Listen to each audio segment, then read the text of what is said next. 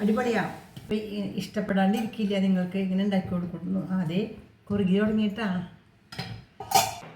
നമസ്തേ, എല്ലാവർക്കും good morning. ഇന്ന് നമുക്ക് ഉച്ചക്കലേക്ക് ഞാനൊരു എളുപ്പക്കൂട്ടാനാണ് വെക്കണേട്ടെ. എളുപ്പക്കൂട്ടാൻ എന്ന് വെച്ചാൽ വളരെ എളുപ്പത്തിൽ വെക്കുന്ന കൂട്ടാനാണ്. അതിന് പ്രധാനപ്പെട്ട ആവശ്യമുള്ള സാധനം ഒരു 5-6 വെണ്ടക്കായ.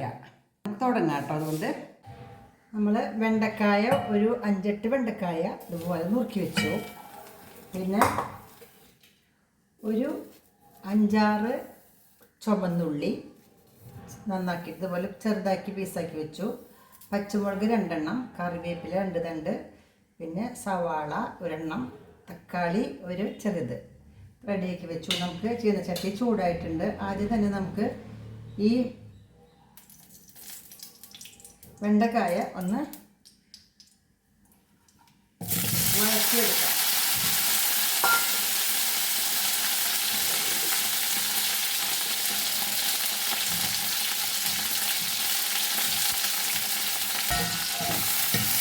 വെണ്ടക്കായ ഒന്ന് ഇതുപോലെ വഴറ്റിയാലുണ്ടല്ലോ അതിൻ്റെ വഴുവഴുപ്പ് പോകും. നുറുക്കുമ്പോൾ തന്നെ വെള്ളമൊക്കെ വറ്റിയതിന് ശേഷം നുറുക്കേണ്ടത്. അത് കഴിഞ്ഞിട്ട് ഇതുപോലെ വറുത്തെടുക്കുക. വറുക്കുക മീൻസ് വഴറ്റിയെടുക്കുക.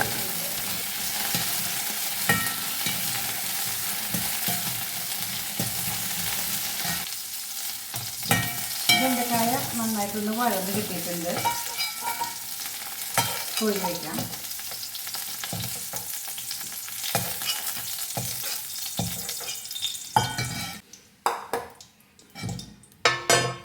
കുറച്ച് വെളിച്ചെണ്ണ കൂടി ഒഴിക്കാം കേട്ടോ.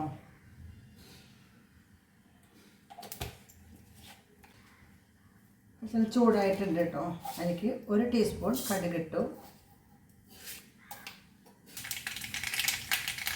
കടുക് പൊട്ടി തയ്യാറായിട്ടുണ്ട്. കുറച്ച് ഉലുവ ഇടാം.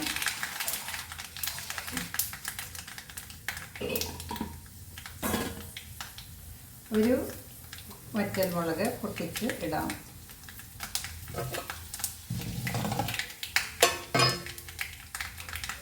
അതിലേക്ക് പച്ചമുളക് ഇട്ടു. ചെറിയ ഉള്ളി ഇത് വഴറ്റിയെടുക്കാം. അതിനോടൊപ്പം തന്നെ സവാള ഇടും.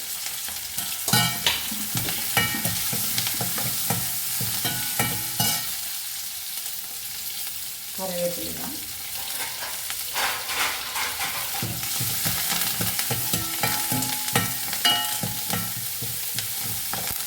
വഴറ്റിനോടൊപ്പം തന്നെ നമുക്ക് ഈ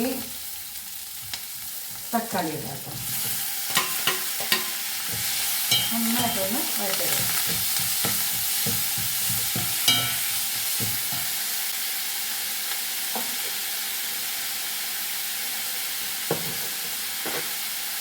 കുറച്ച് ഉപ്പ് ഇടാം.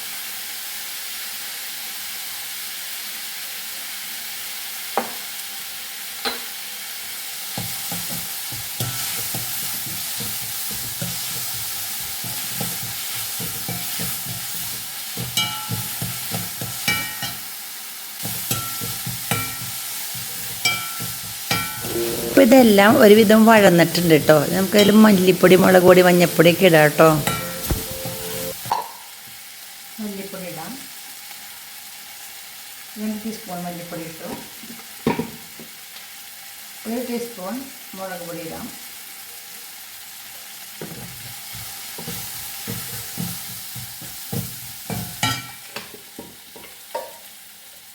കുറച്ച് മഞ്ഞൾപ്പൊടി ഇട്ടു. നന്നായിട്ടൊന്ന് മുരിഞ്ഞ് കഴിഞ്ഞാൽ ഈ വെണ്ടക്കായ ഇതിലേക്കിടാം. നന്നായിട്ടായിട്ടുണ്ട്. വെണ്ടക്കായ ഇട്ട് ഒന്ന് ഇളക്കി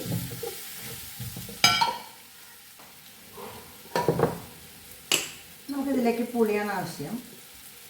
ഒരു നെല്ലിക്ക വലിപ്പത്തിൽ പുളി എടുത്തു. നന്നായിട്ട് തിരുമ്പി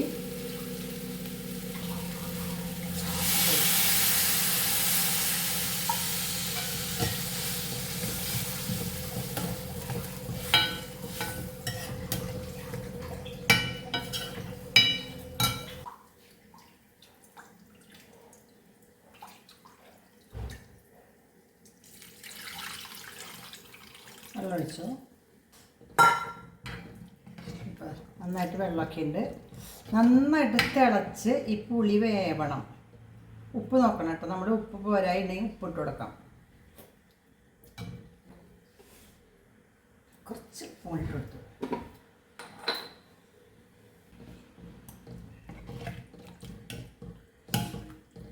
പുളി നന്നായിട്ട് വേവണമെങ്കിൽ ബെസ്റ്റായിട്ട് തിളയ്ക്കണം. അത് വേണ്ടി നമുക്ക് വെയിറ്റ് ചെയ്യാം. അപ്പോൾ നമ്മളുടെ കറി നന്നായിട്ട് തിളച്ചു കേട്ടോ. ഇതാ ബെസ്റ്റായിട്ട് ഇത് തിളയ്ക്കുന്നു. വെള്ളമൊക്കെ ഒന്നും കൂടി കുറുതായിട്ടുണ്ട്. ഇനി നമുക്കിത് വാങ്ങി വയ്ക്കാം. അപ്പോൾ ഇതുണ്ടാക്കുമ്പോൾ പ്രത്യേകിച്ച് ശ്രദ്ധിക്കേണ്ട കാര്യം, തക്കാളി ഇട്ടില്ലെങ്കിലും കുഴപ്പമൊന്നുമില്ല. ഇതിൻ്റെ വെണ്ടയ്ക്കാപ്പുളി എന്നൊക്കെയാണ് പറയുക. പാലക്കാട്ടുകാരുടെ നല്ല ഒരു ഡിഷാണ് ഇവിടെ വെണ്ടയ്ക്കാപ്പുളി എന്ന് പറഞ്ഞാൽ. വെണ്ടക്കായും ഇത്തിരി ഉള്ളിയും പച്ചമുളകും കറിവേപ്പിലേക്ക് ഉണ്ടായാൽ വെണ്ടയ്ക്കാപ്പുളി, പുളി ഉണ്ടായാൽ വെണ്ടയ്ക്കാപ്പുളി ഉണ്ടാക്കാം. സൂപ്പറാണ്. അപ്പം ഞാനൊരു ഇത്തിരി എക്സ്ട്രാ ആയിട്ട് തക്കാളി ഇട്ടിട്ടുണ്ട്. തക്കാളിയുടെ രസം നല്ലതാണല്ലോ.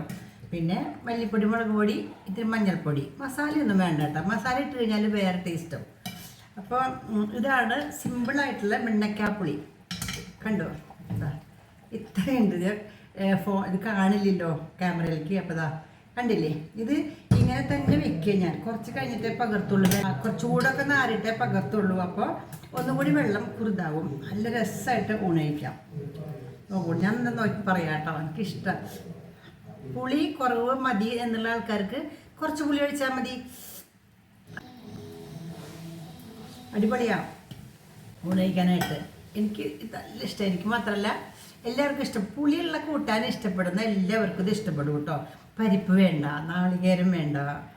എന്ത് രസം, പെട്ടെന്ന് ഉണ്ടാക്കാൻ പറ്റും. വെണ്ടക്കായും സവാളയും തക്കാളിയൊക്കെ മാത്രം മതി. തക്കാളി ഇല്ലെങ്കിലും കുഴപ്പമില്ല എന്ന് ഞാൻ പറഞ്ഞില്ലേ. അപ്പം ഞാൻ ഓഫാക്കി അടച്ചു വയ്ക്കുകയാണ്. പതുക്കെ ഒന്ന് തുറന്നിരുന്നുണ്ട്. ഇതിൽ കൂടെ ആവിയൊക്കെ ഒന്ന് പൊക്കോട്ടെ. വെള്ളത്തിൻ്റെ ഒന്ന് വെള്ളം കുറുതായിക്കോളും. നമുക്ക് ഈ നല്ല കറിവേപ്പില അല്ലേ, ഇപ്പോൾ ഈ വേനൽക്കാലത്ത് കറിവേപ്പില കിട്ടാനൊക്കെ ബുദ്ധിമുട്ടാണ്. പക്ഷെ ഞങ്ങളുടെ കറിവേപ്പില ഇഷ്ടംപോലെ ഉണ്ടായിട്ടുണ്ട് കേട്ടോ.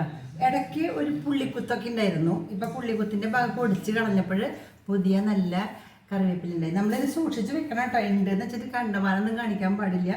ചെയ്യേണ്ട കാര്യം വെച്ചാൽ ഇതിനെ നമ്മൾ തണ്ട് കളയണമെന്നില്ല. വല്ലാണ്ട് മൂത്ത തണ്ടൊക്കെ ഒന്ന് കളഞ്ഞിട്ട് ഇങ്ങനെ ഒടിച്ച് ഈ ചെപ്പിലാക്കിയിട്ട് ഇങ്ങനെ വെക്കാം. ടൈറ്റായിട്ട് കണ്ടു. അപ്പോൾ അതിങ്ങനെ ഒടിച്ച് ഇതിൽ കറക്റ്റായിട്ട് ഉള്ളിൽ ആക്കി വെച്ചാൽ ഒരാഴ്ചയൊക്കെ ഇരിക്കും.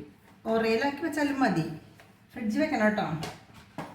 ഇങ്ങനത്തെ കുറച്ച് ചെപ്പുകളുണ്ട്. ആ ചെപ്പുകളിൽ ഞാൻ മുളക്, പച്ചമുളക്, കറിവേപ്പില, പിന്നെ ഇഞ്ചി, പിന്നെ അത്യാവശ്യം പച്ചക്കറി, നെല്ലിക്കയൊക്കെ ഇല്ല, നെല്ലിക്ക, നാരങ്ങയൊക്കെ എടുത്ത് വയ്ക്കും.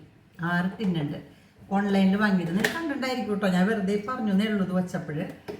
ഇത് അങ്ങനെ ഫ്രിഡ്ജ് വയ്ക്കുക. നമ്മുടെ കറി സൂപ്പറായിട്ടുണ്ട്. പിന്നെ വേറെ കറിയുള്ളത് പടവലങ്ങയാണ് കേട്ടോ. പടവലങ്ങ മെഴുക്ക് പുരട്ടിയാണ്. ഇത് രണ്ടെണ്ണത്തെ കറി. പിന്നെ മാങ്ങക്കറി, അച്ചാറൊക്കെ ഉണ്ട്.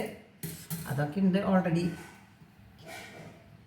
ഉണ്ടാക്കി നോക്കൂ കേട്ടോ. അതായത് നോയമ്പാണ്, നോണൊന്നും കഴിക്കാൻ പറ്റില്ല, പച്ചക്കറി വേണം. അപ്പോൾ എന്തൊക്കെ ഉണ്ടാക്കുക, പെട്ടെന്ന് ഓർമ്മ വരില്ല. നമുക്കെല്ലാം അറിയാമെങ്കിലും ചിലപ്പോൾ ഓർമ്മ വരില്ല. എല്ലാ കാര്യം അറിയാമെന്നുണ്ടെങ്കിലും കറക്റ്റ് ടൈമിൽ ഓർമ്മ വരില്ല. അപ്പോൾ ആരെങ്കിലും ഒന്നിങ്ങനെ പറഞ്ഞു കൊടുത്താൽ വേഗം ഓർമ്മ വരും. എല്ലാവർക്കും അറിയണ കറിയായിരിക്കും. അപ്പോൾ ഇങ്ങനെ ഒന്ന് വെണ്ടയ്ക്കാപ്പുളി ഉണ്ടാക്കി നോക്കൂ കേട്ടോ. നല്ലതാണ്. അപ്പോൾ ഇഷ്ടപ്പെടാണ്ടിരിക്കില്ല. നിങ്ങൾക്ക് ഇങ്ങനെ ഉണ്ടാക്കി കൊടുക്കുന്നു. അതേ കുറുകി തുടങ്ങിയിട്ടാണ്. ഓക്കെ, നിങ്ങൾക്ക് ഇഷ്ടമായി ഒന്ന് ലൈക്ക് ചെയ്യുക. കറി ഇഷ്ടമുള്ള കറി അങ്ങനെയുണ്ട്. വായടിച്ചോ.